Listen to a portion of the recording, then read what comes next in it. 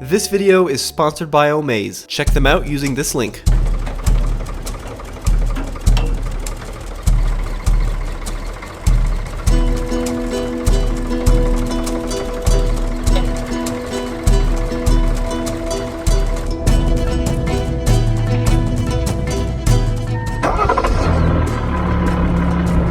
Oh man, that log is moving around a lot now. This is a new series we are trying called the Yak Gauntlet.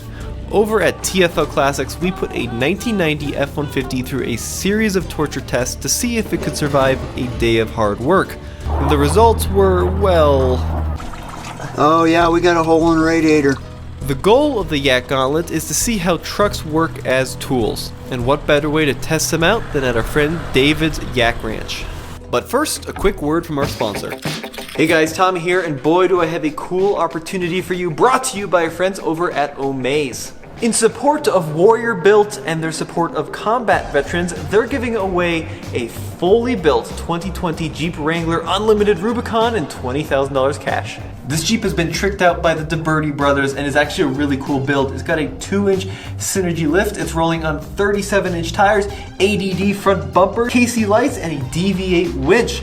Plus that $20,000 cash, that's all yours to do whatever you want, like buying more Jeep accessories, because once you get in this Wrangler, you're gonna get the bug. Now this Jeep is fully ready for an adventure of a lifetime with a Gibson exhaust. It even has a fridge, so go take it on a really cool adventure.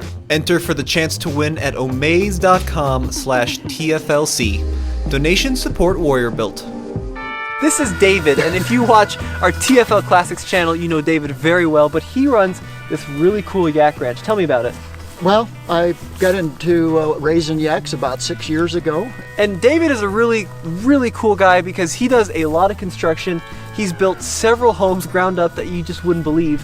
So you are like the primary candidate for a truck, and in fact, you have a bunch of them. I do. I'm a truck sucker for a good truck. All right, well, let's see what he has. And in this video, we're gonna find out if a quote-unquote lifestyle truck can do the work required to keep a ranch running.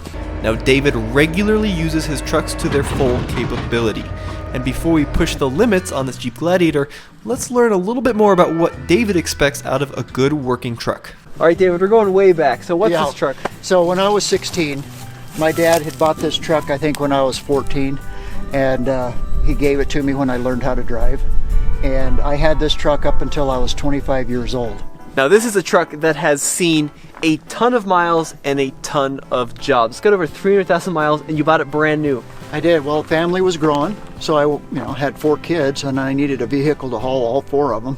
So we bought this in '92, and I drove this one until about 5 years ago. And then I'm on my 3rd truck now. Here's what I daily drive now. So when you're looking to buy a truck, what do you expect that vehicle to do in terms of working here on the ranch or going to a job? Well, it needs to carry all my tools. Okay. It needs to be able to pull my trailer. Okay. And it needs to be a truck that I don't worry about beating up, because I will beat it up. And that's just the nature of being in construction. This is a Jeep Gladiator, and it's a model that Jeep says is capable of doing truck stuff. That's what we're going to find out today. Now, David, first of all, it does not fall into the camp of being affordable. No, but I would love to have this truck. Would you? At this stage in my life, this would be perfect. You might not like the price tag. This one, $67,000. That's a little out of my price range. Which is berserk for a mid-sized truck. Now, another potential issue I see is in the back here. I have noticed that all of the trucks on David's property have pretty much 8-foot beds. 8-foot bed. I've never owned a truck that didn't have an 8-foot bed. Do you think you would struggle with a truck with a smaller bed than 8 foot? I would. Would you? Yeah, being in construction, you just gotta haul stuff that's 8 foot long. First up, we wanted to see how the Jeep would handle a staple of the construction business and something that David hauls regularly. This is a 4x8 sheet of plywood. Let's see if it fits. Now, Jeep's big marketing thing for a while there was that a 4x8 piece of plywood would fit. Now, I'm thinking, David, if we lift it up here. Oh, okay. There we go. Okay. So it does fit.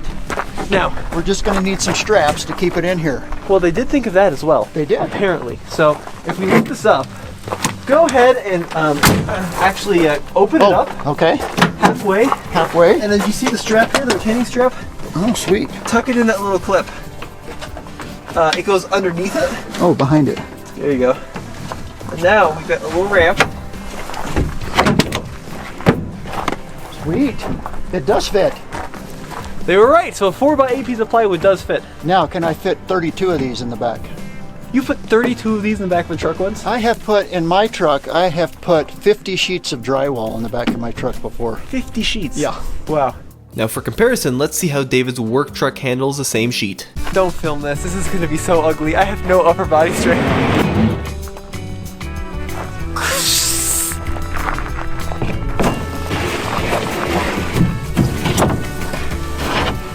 All right. Now for the question, will the bed close?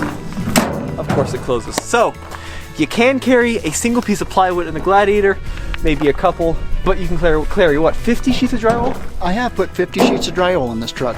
That's pretty good. That was pretty heavy. The Jeep handled the plywood like a champ, but how would it handle something significantly longer? Something like this wooden board used for a deck. All right, we're gonna put it in my truck first and see what a board of this length will do in a typical 8-foot bed.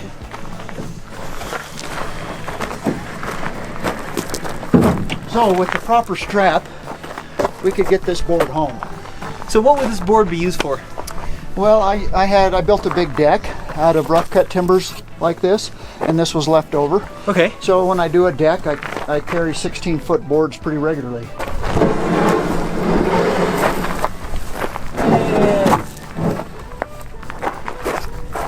Well, unless I have pressure here, I don't think it's gonna ride, Tommy. I think you could put the tailgate as high as you wanted on this one and well, let's try. plop it down.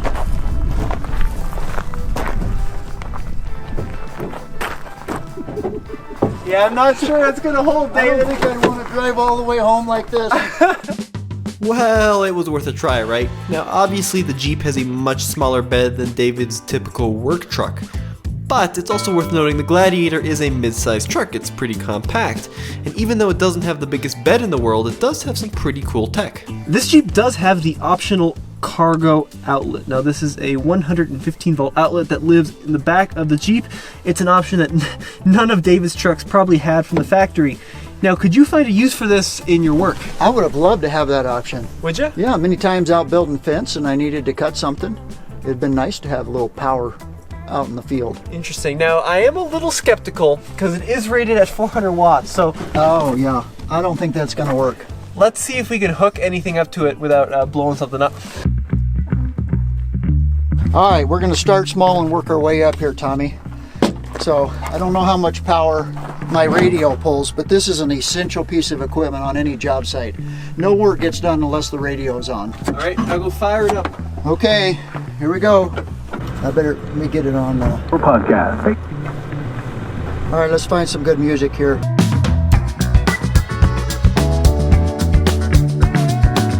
So the radio worked brilliantly, as it probably should have. 0.7 amps is all it pulls. 0.7 amps is the rating on that. All right, we got our mini router here. It is 5 amps. All right, 5 amps, let's see. No. Oh no! Did it blow a breaker? No. No? So even at 5 amps, we couldn't run the mini router.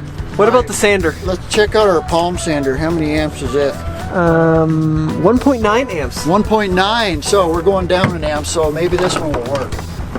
All right, here's the test. Hey,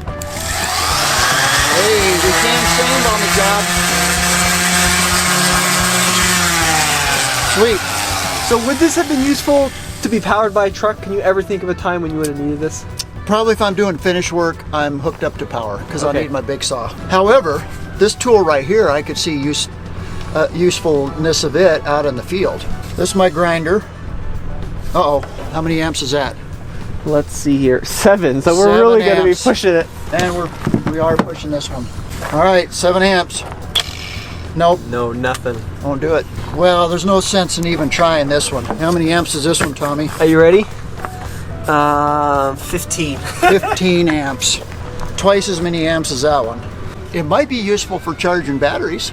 Oh, I didn't think about that. Yeah. So talk to me about the shift to batteries. So in the construction world, the batteries have gotten really good. And so I use all my DeWalt tools. I mean, I still have the corded ones, but I have nearly every tool in a battery version now. Interesting. Even up to a saw like that is capable of doing what this saw does, is battery powered. So should we get the charger and see if we can maybe charge a small battery like that? I'm sure it would. Let's go see how much power they pull. Go for it. So Tommy, essentially this saw right here with the bigger battery can do the work, almost do the work of this tool right here. There's some times when you just need a full powered tool, and this won't substitute for it. But for most things you do on the job site, this works fine. Wow. Now we do have to charge this battery. So how many amps does this pull? Input 0.5 of an amp. Output 1.25 amps. Okay. Okay, so let's see what happens when we plug this one in.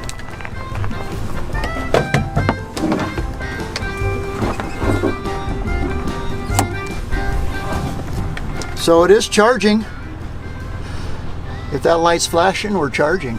So this could be useful if you wanted to run your motor for however long it takes for this to charge. But that's going to consume a lot of diesel fuel. Let's say you're up in the woods and a tree falls and you get trapped on a mountain road and your battery just went dead. You could plug it in, charge your battery, cut the tree, and you're back in business. I imagine that you'd be waiting a couple hours. It's possible. It's possible. Do you think this would be a good truck for a logger? For a logger? Yeah, I've got a few logs I want to put in the back. All right, we'll give it a whirl.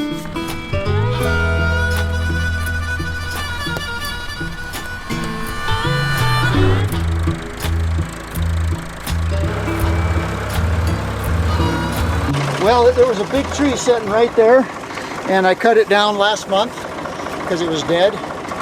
It's been there for a long time. We need to count the rings. You want to count the rings? One. No, I don't. Oh, I really. 100. I really don't. It's probably got to be what, 3 feet in diameter at least.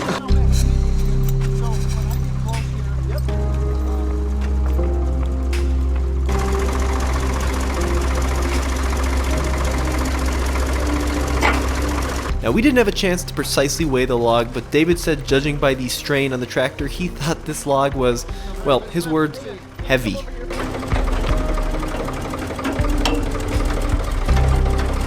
heavy. I don't know how heavy, but she's heavy.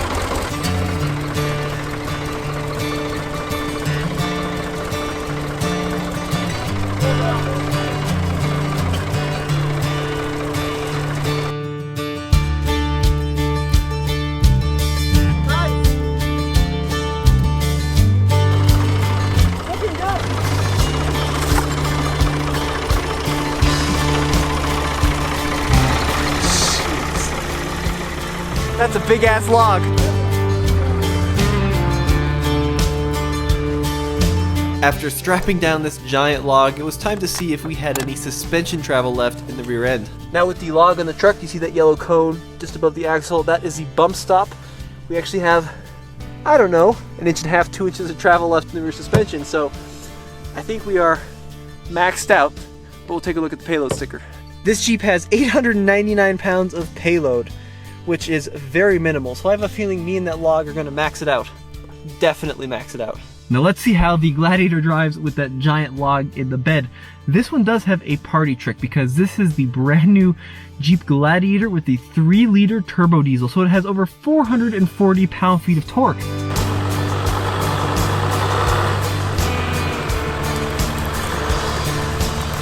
Oh, I definitely feel that weight. Let's see if this engine has enough torque to drive us around here. You know what? It doesn't feel bad at all. Still seems to be handling the weight really, really well. So I'm going to cruise down into this ditch, get it a little bit articulated. Yeah, no issues whatsoever. Very happy with this. This is a really cool test. That log is moving around a little bit more than I like back there, so slow it down. There is an insane amount of power in reserve. Every time it moves, the whole truck just shakes and wobbles. Definitely handling the weight much better than I was expecting. Ground clearance, is ground clearance an issue at all going over here? No.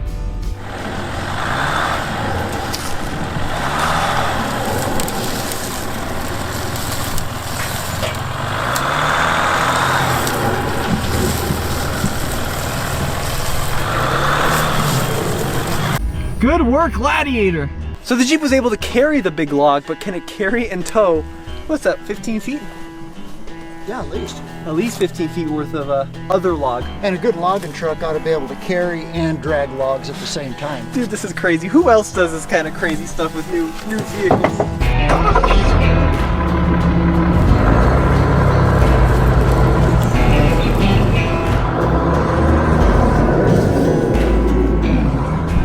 Yeah, it's doing it well, actually. Now it's getting a little bit more serious. We've got this creek bed with this steep uphill.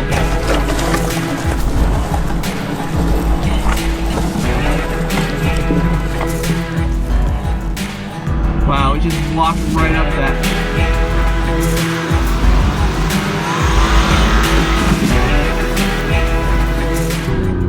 Oh my god, it's got so much traction and grip.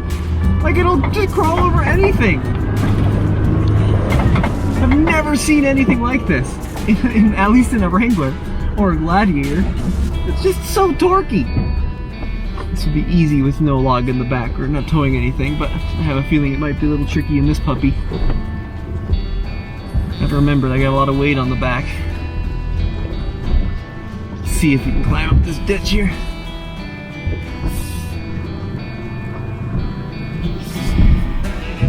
Ooh, drag the departure angle there. Drag the underside there. Oh!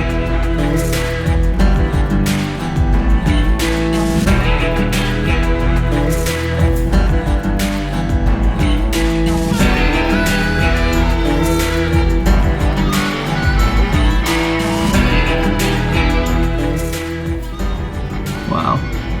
Wow, look at that. Unbelievable. Jeep, you did pretty good with this V6. You know, it has a small bed. Payload's kind of small. But damn is it capable. Especially off-road with this diesel. We're going to see how much squat we get out of the Jeep Gladiator. We don't really know the weight of our log here, so hard to tell exactly how much it weighs, but we got 36 inches exactly to this line right here.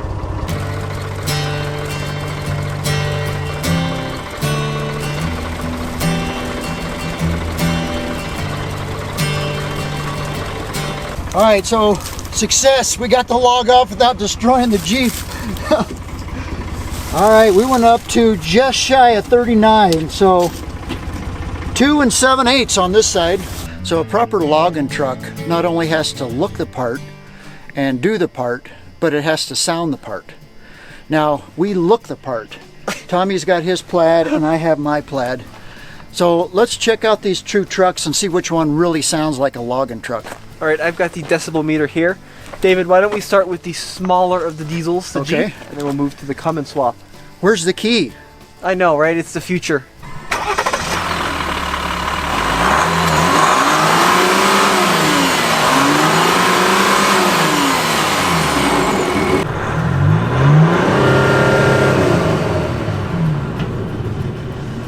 You know, David, I was trying to figure out where to put this key. You didn't need it, did you, buddy? For a V6, it's got a pretty good sound to it. It does? But I'm not sure it'll match the straight six Cummins. Now, what is that engine out of? Because it's not original to the truck. So it came out of a 1994 12 valve heat-pumped Cummins. Okay. But it's got some modifications on it, so it's a little louder than what a standard Dodge 12 valve would be. So we saw about 100 decibels max here at the front. Okay. About 80 at the rear. Sounds a lot better from the front than the back. We'll see what the Cummins does. Yeah, I think I might best that.